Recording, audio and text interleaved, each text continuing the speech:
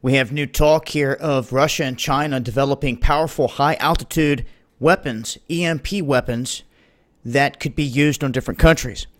What I find very interesting is that they're citing information that we brought up in 2017, right when it came out, and this was the Declassified EMP Commission report. I went over this. I went through word by word everything that the brass was saying. They decommissioned this whole project. They shut it down, pretty much put it in the dark, after these officials stepped up and said, look, this is the biggest threat that we face.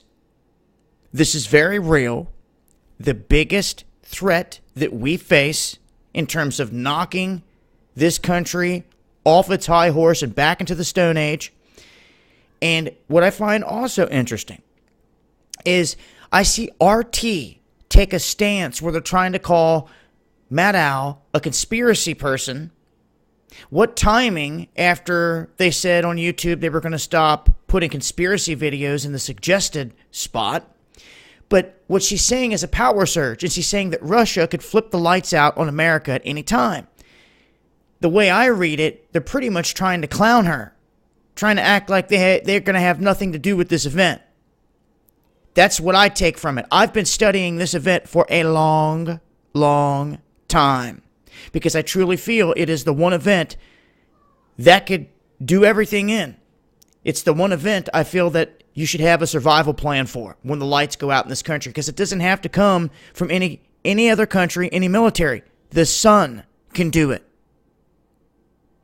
Now, they're stating here in all these different articles that Russia and China are developing these high-altitude nuclear bombs or super electromagnetic EMPs. Once again, they're going back to this declassified 2017 report that we've done shredded. We've done ripped through it. I have gone to Fond du Lac and other states up in Wisconsin for lights-out emergency events dealing with this. Okay, I've traveled this country going to protests, chasing hurricanes, you name it. When I went to this event up in Wisconsin, I was ran out of the lot, and I was met by agents at my home when I got home, asking what it was I was doing up there. And when I turned and I looked at them and I told them I was up there trying to figure out how to survive a lights-out situation, their eyes got bigger. Then I asked them, do you know how to survive a lights-out situation? Their jaws dropped. They said no. And I'm like, wouldn't you like to know? They say, yeah. And I'm like, well, that's what I was doing. Is there anything wrong with that? They said, no. We would actually like to know more. And I'm like, well, too bad. They kicked me out of up there because that was my plan, to get the information and bring it back home so I could relay it to all my people so they could see what was going on, so they too could have a plan, so they could do what others are planning to do. But it seemed like they didn't want the public to know after they branded this as a public event, as getting the public ready. That's why I drove all the way up there. They ran me out of there and basically said, no, we're doing this behind closed doors. That was very odd.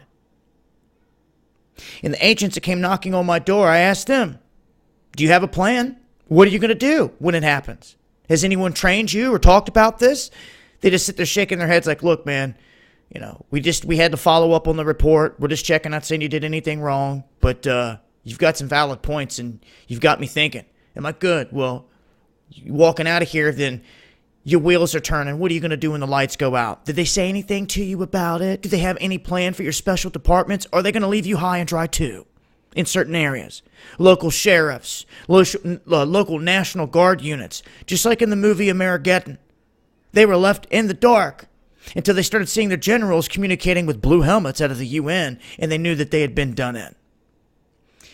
There's a lot of truth hidden in front of your eyes out here, ladies and gentlemen. I'm not trying to make this an extremely long video because I could go on forever about this. So what I'm going to do is I'm going to go live and talk about this in detail, surviving an EMP type of event. With all this talk, I really think it's critical. I think we need to freshen up on some of the survival skills and everything else that's connected into this. I think it'll make for a good talk. And there's also things that are tied into this that we need to talk about in person that just cannot be discussed out here on the internet because they censor it, they'll go after it, they'll shut it down, and I'm talking critical stuff. This is why we're looking to meet up March 30th, the Cincinnati area, for the first ever knowledge conference to discuss things in the flesh and meet like-minded individuals and to get somewhere in planning for all the stuff that's going on. But if you want to be a part of that, hit me up, dabu7yahoo.com. Tickets are going fast. And also as a reminder, there are 2 satellites going over our country every day. The Shining Star satellites that were launched by North Korea. Our military knows it. They tried to say they were tumbling. They're still passing over our country every day. This same exact commission said that one of those, they are sitting at the perfect altitude. If they have something aboard it, it could be detonated, and it too could cause an EMP. They stated this. They put the warning out there. It's all in this report, this Nuclear EMP Commission report, the official PDF, unclassified, from a government agency. So this isn't conspiracy. This is the stuff they're talking about as fact and what you're going to have to do to survive such an event. Or just barely touching on that. That's what we're going to break down even further. It's been Dabu7. Peace.